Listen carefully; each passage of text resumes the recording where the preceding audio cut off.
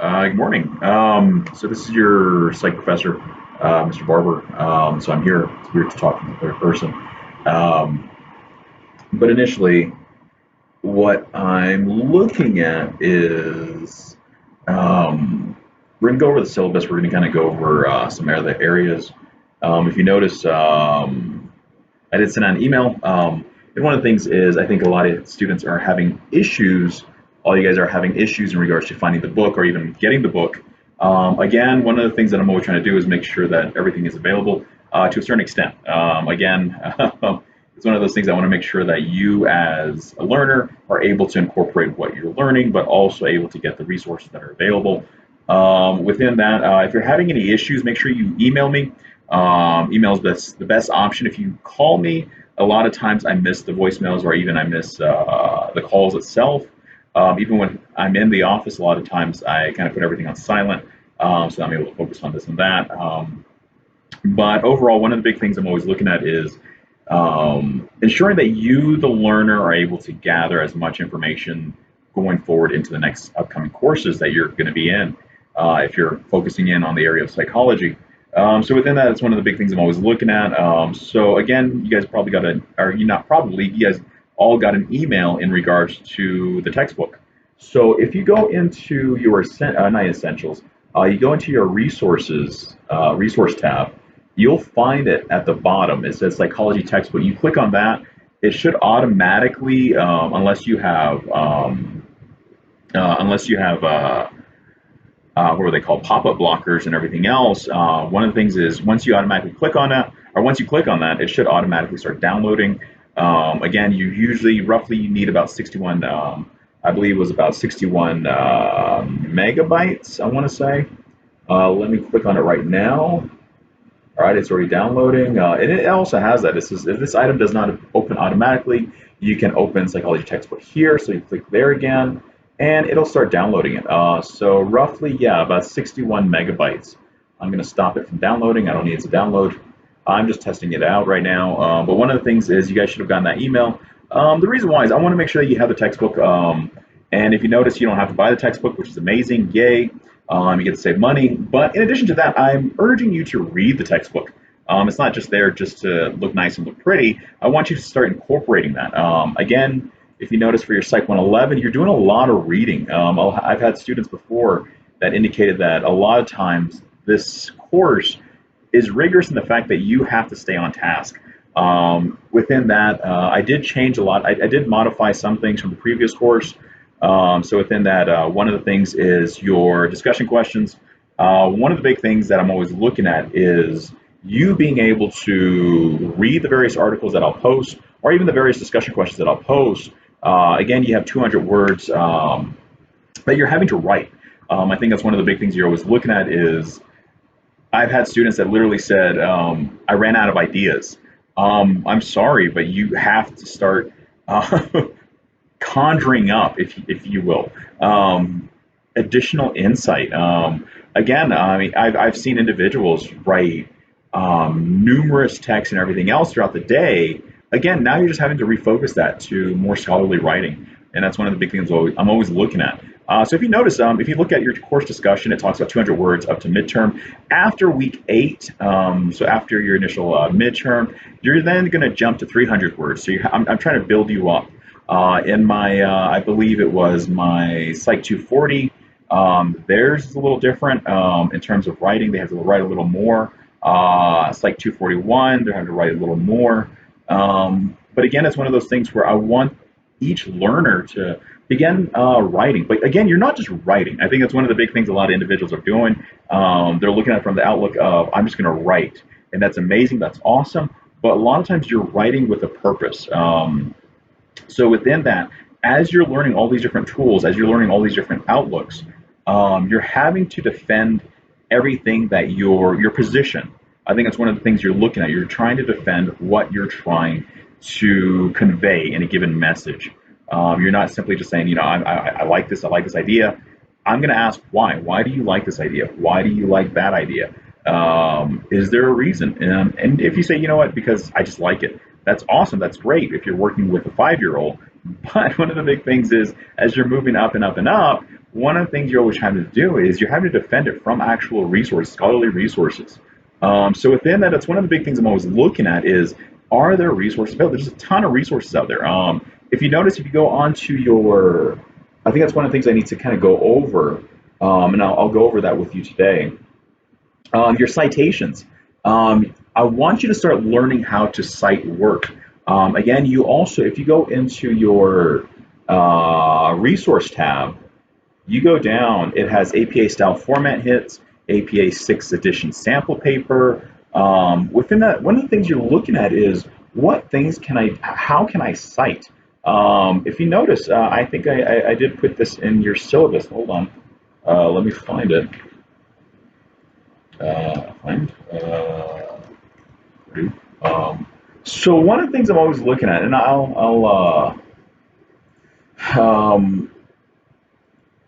one of the things I'm always trying to make sure and ensure that students understand is you having to utilize a lot of different resources, but within that you have to make sure they follow the APA format.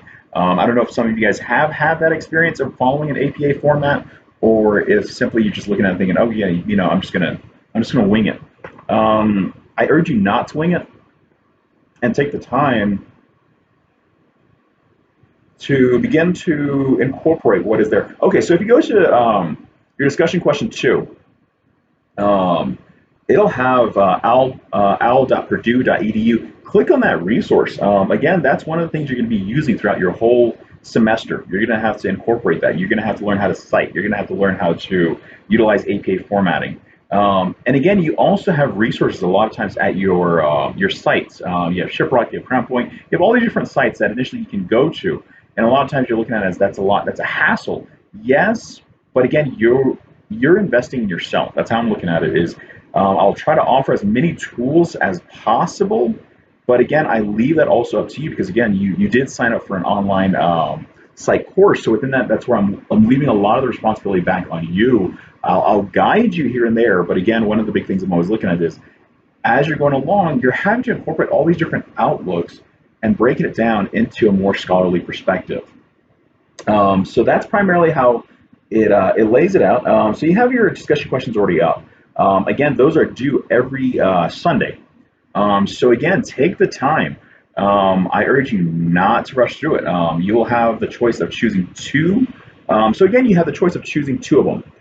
So you're going to have the father of psychoanalytic theory, and then you're going to have ethical boundaries, and then you're also going to have culture and diversity. So you're going to choose two of those. So the third one you don't have to delve into. But within that, because it's only 250 words, a lot of times you're going to write a ton. And that's where I'm looking at the outlook of, can you break this down to the point where you're able to be succinct in everything that you're writing? I've had a lot of individuals who start writing me a whole book, and that's amazing. That's awesome. But I want you to be able to say, okay, this is the main point, and within that, this is how I interpret it so that I'm able to cite it at the end and also offer a reference point at the end. And within that, the reason why I really try to stress citations, in-text citation, is because one, these are ideas from other resources, expert opinions.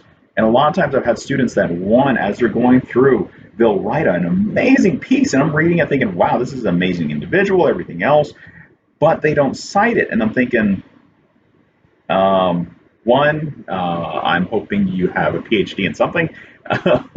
Two, I'm hoping you've done the research as well, because that's one of the things you're doing is you're making sure you're giving credit where credit is due. And that's one of the big things I'm always looking at is as you're citing, you want to make sure that, again, I also offered a video on APA citations. It's there for you on YouTube. So highlight that and then throw it into your web search box. And then within that, it'll take you to YouTube, and you'll be able to actually view how citations are done and everything else. And right now, I'm only utilizing 6th edition. It's now, I think we've now slowly begun to transition into now the 7th edition. And so right now, I'm just teaching the 6th edition.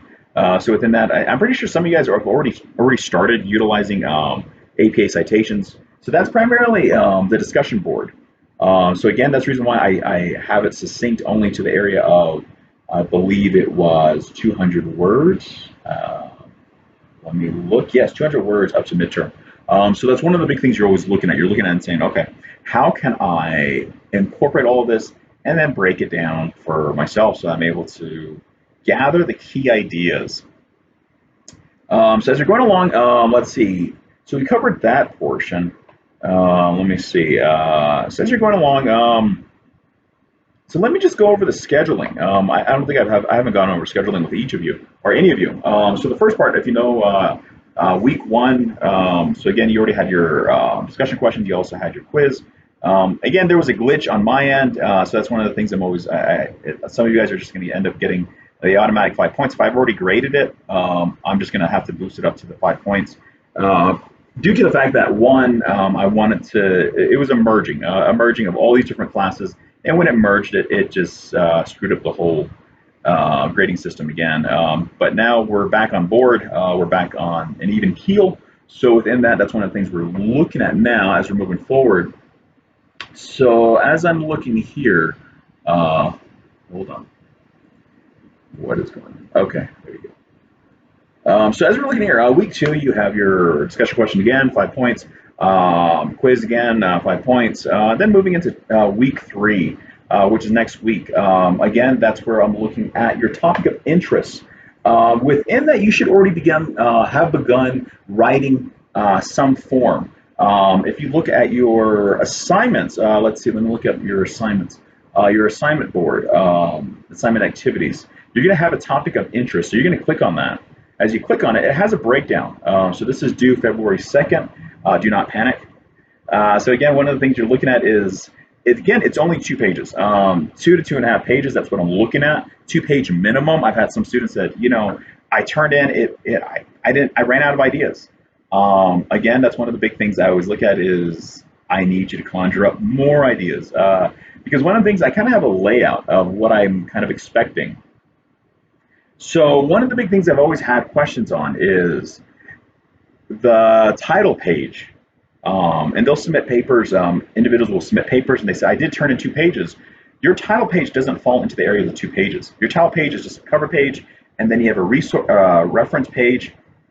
And when you look at your whole paper, those 5 pages that all come together at the end, which is due March 22nd, all of that, when it comes together, you have the 5 pages, and then you have a title or a cover page, and then you have a reference page. So these reference pages and the reference page and also the title page don't play into that whole writing exercise. So bear in mind of that, or keep that in mind. Again, one of the things I'm always looking at is I've had students that have brought up the aspect of I write papers and everything else, but within that I don't have a laptop or I don't have this. Again, you also have the resources at your sites. Again, that's one of the things that you're going to have to manage around. You're going to have to maneuver around because one of the big things is we try to make it available. We try to make it as much of this information available, but as time progresses, again, it's also up to you. Because again, you did choose to go into higher academics, and again, within that, you're having to do a lot of writing. So I would invest in hopefully a computer so that you're able to write a lot of these informationals out. But again, you're also wanting to make sure that it follows these different formatting. So again, I'm always looking at double spaced, 1 inch margin all the way around. So if you go into your Word document, and primarily I use a lot of Word. So you go into a blank document. So then you go into your layout. Your layout over to the left, that has a small little button, which then click margins, and this is normal. So you click on normal, which is the 1 inch margin all the way around. And the reason why is you want to make sure, and I've had students that will add all this and that, they'll add unique artwork all the way through. I don't want the artwork. I don't want all of that, initial spectacular this and that. That's not what we're doing. This is not an art class. You're primarily looking at the area of what can I interpret in regards to the mind, in regards to what I want to research. So again, you have the 1 inch margin, 12-point font Times New Roman. You don't have to add all this and that. You don't have to go through all the different fonts. Just keep it simple. So again, you're looking at Times New Roman. Number of the pages up on the top right-hand corner. with the page numbers. So you're starting with title page, which is going to be 1, and then you're going to go all the way through. So title 2-page minimum, again, 2.5-page maximum. So again, within that, you have the title page. You're going to have the topic of the paper, what you're looking at, what you want to research, what your interest is in regards to your library paper. And then you're going to have the body of the paper, your introduction, and then you're going to have the reference page. It's always a new page, again. So in the intro, let's see, define what you would like to research in regards to your choice. Bear in mind, you want a topic that is relevant to your passion within psychology. I've had students say, hey, I love agriculture. And I said, that's amazing. That's awesome. How can you key it in with psychology? That's one of the things you're looking at is how can I key it in with psychology? If I'm going to do the impacts of agriculture, you're going to have to look at all the different resources. And again, one of the things is you don't want it so obscure to the point where you're overwhelmed. I think that's one of the things. I don't want you to be overwhelmed. In addition to that, I don't want it so minute to the point where you're having to be underwhelmed again, because to the point where you're simply you're overwhelmed again because you have so many ideas and everything else, and you're having to go over. I want you to have a key topic, and just primarily looking at those different areas. Again, what ideas and research support your topic? That's what you're looking at. Looking at scholarly, peer-reviewed articles. One of the big things I'm looking at is peer-reviewed. I want articles. I want actual articles. I don't want. I think that's one of the things I'm always looking at is you have individuals who are looking at Psychology Today. You're looking at all these. Again, a lot of that is considered. It is part of psychology. Don't get me wrong. But one of the things is I want it to actually be a peer-reviewed article. So that's the reason why I'm emphasizing the fact that, one, this is primarily almost similar to a research paper.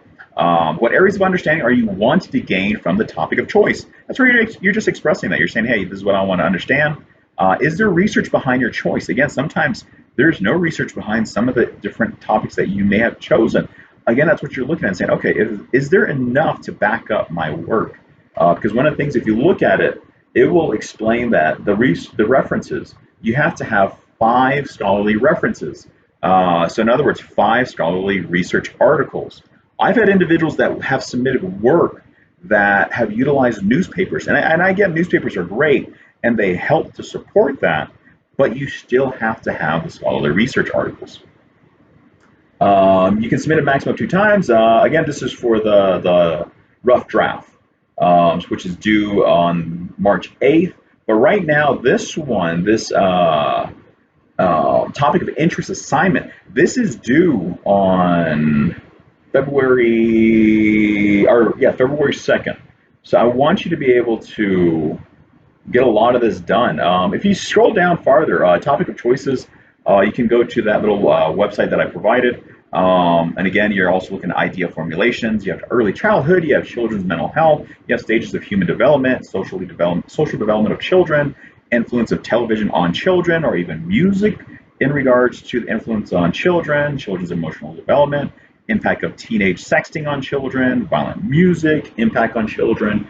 And then you also have social psychology. Again, one of the things I'm always emphasizing, I think I went over that at one point in my syllabus, is the understanding that if you've written a paper for another class, do not submit it for this class. I've had students who said, I wrote a paper for Psych 240, can I submit it for this? Or I submitted a paper for this and that. Can I say, no, I want you to have a new outlook. I want you to be able to develop new ideas as you're going along. Again, because one, this is a writing exercise. Because again, I don't want you to regurgitate what you've already looked at. So again, that's how you're primarily looking at it. Within that, you have a safe assign. It allows you to look at your grade in terms of, or not your grade, but your percentage in regards to how much is plagiarized and stuff like that. As noted, it does highlight that within my syllabus, the area of plagiarism. I'm a big stickler against plagiarism. The reason why is it's a no-no. So within that, you have all of this. You have your discussion questions. You have the library paper, which I primarily covered. as we're going down. Topic of choice, February 2nd, article summary, February 16th. The article summaries, I do offer that sheet, and I will post that before February 16th. The reason why is that I have had students that got confused on that.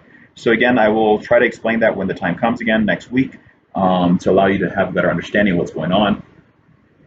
So going down, scrolling down, references. A minimum of 5 references will be analyzed for this paper.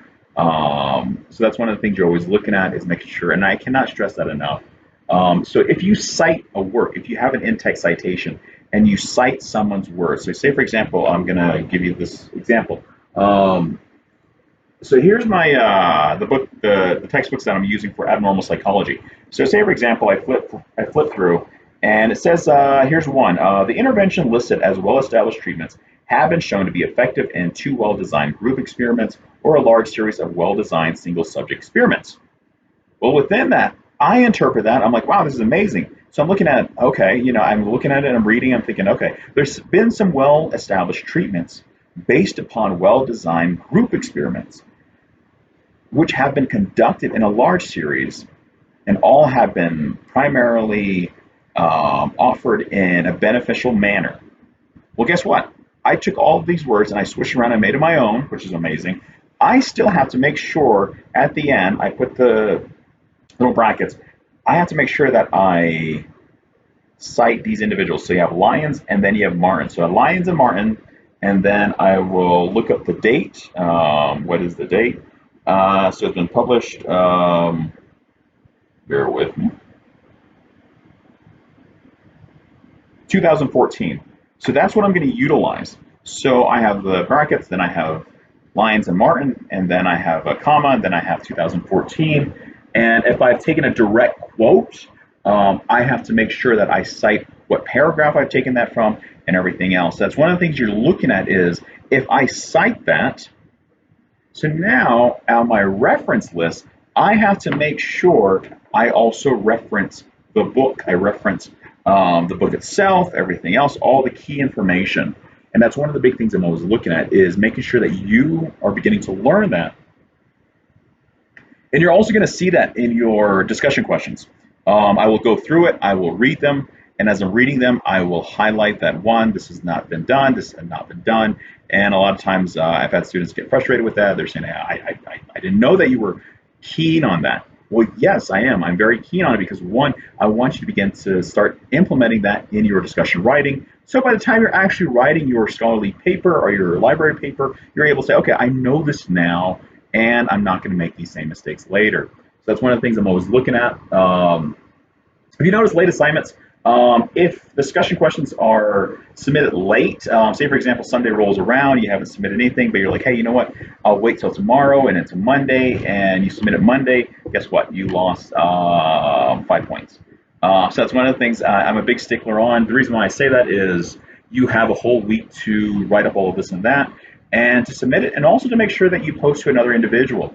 Again, the quizzes are also due at the end of the week. Make sure you do the quizzes. Topic of research. Let's see, definition of bulk uploading. I've had students that waited until the end to submit a lot of their work. Within that, I do not do bulk uploading. The reason why is it puts more stress on you, the learner, but it also takes away my time from working with other students who have initially kept up to date on all of their assignments. And I know it's one of those things where you're looking at saying, well, this is an online course. Yes, but I'm also trying to make sure that you're practicing time management. Again, also communication is very key. I'm one of those individuals that, one, I'm trying to make sure that you get as much from this course as possible. But in addition to that, I want to make sure that I'm also able to hear you out in terms of that. But again, if, say, for example, you've had an emergency and it's 3-4 weeks down the road, and suddenly you're saying, hey, this is what happened to me. How come you deducted these points? And if you never communicated with me, I won't know that. So that's one of the things, is I won't know that, and I leave it again up to you to communicate that. You do have 2 exams. They are non-cumulative.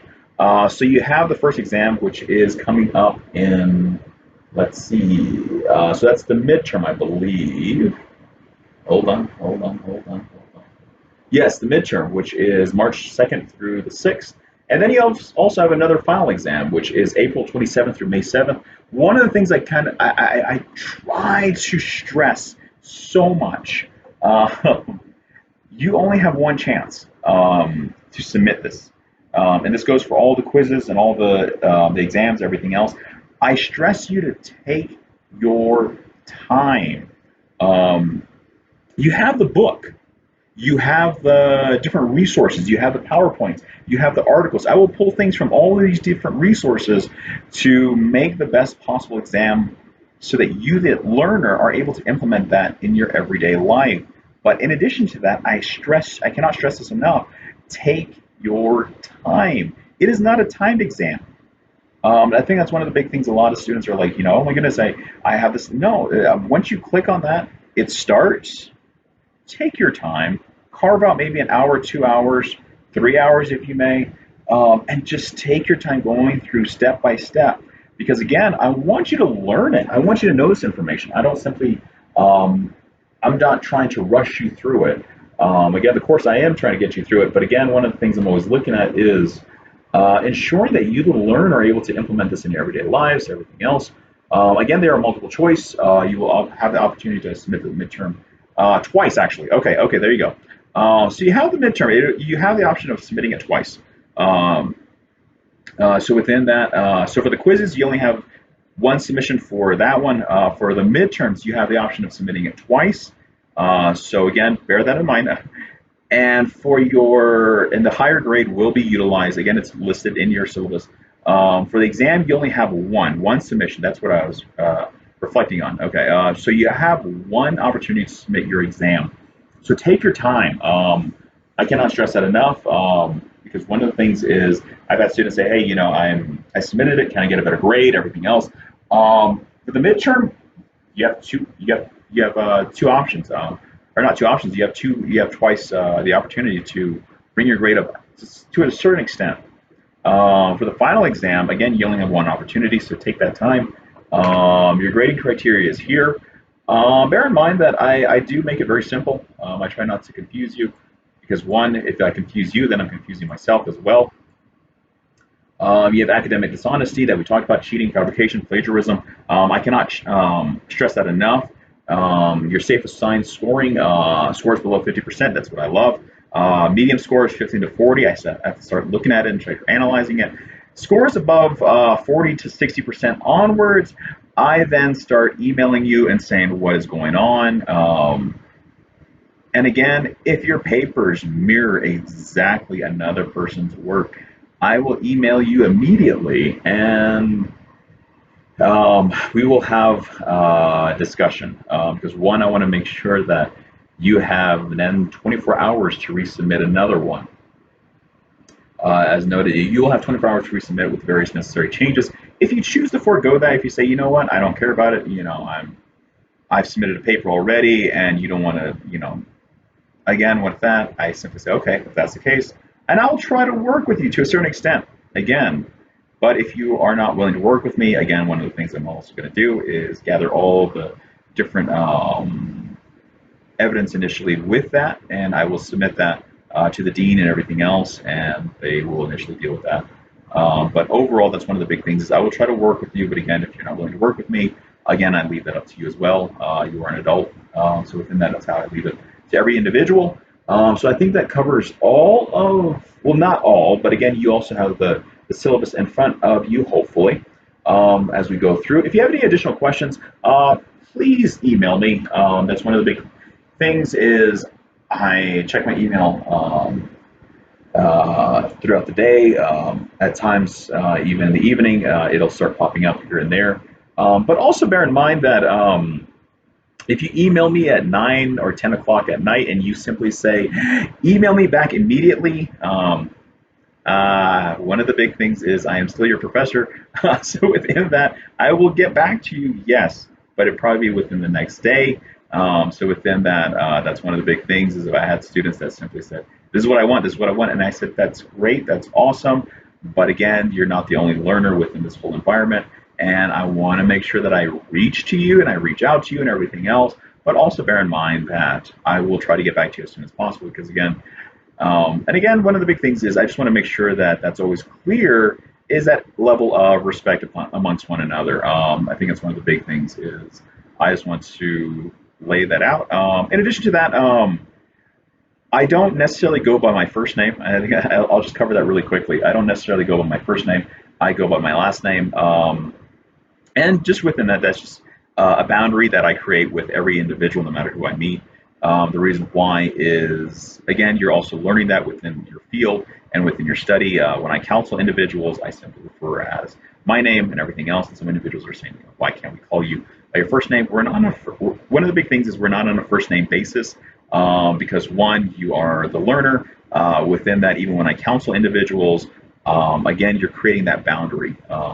Because again, it's just one of those things where I try to establish a boundary between one another and everything else. Again, just for my own sanity, but also within that, just out of respect and everything else.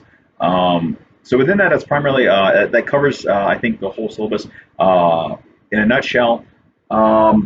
If you have any additional concerns as we're going along, I just want to make sure that you are gathering as much information as possible as we go forward. And within that, I think that covers everything today. If you have any questions or anything else, you know where to find me. So in addition to that, make sure you check your emails because again, that's where I'll send out a lot of your informationals. And I think that's one of the big things is I want to make sure that if you have a question, you're able to email me as soon as possible. And also understand that there's at least a 24-hour turnaround period a lot of times if I'm going to answer a question so that you are able to initially, or that I'm able to process everything that's happening. So that's one of the big things that I always try to look at. So I think that covers it for today. Have an awesome day. Yeah, I think that's everything today.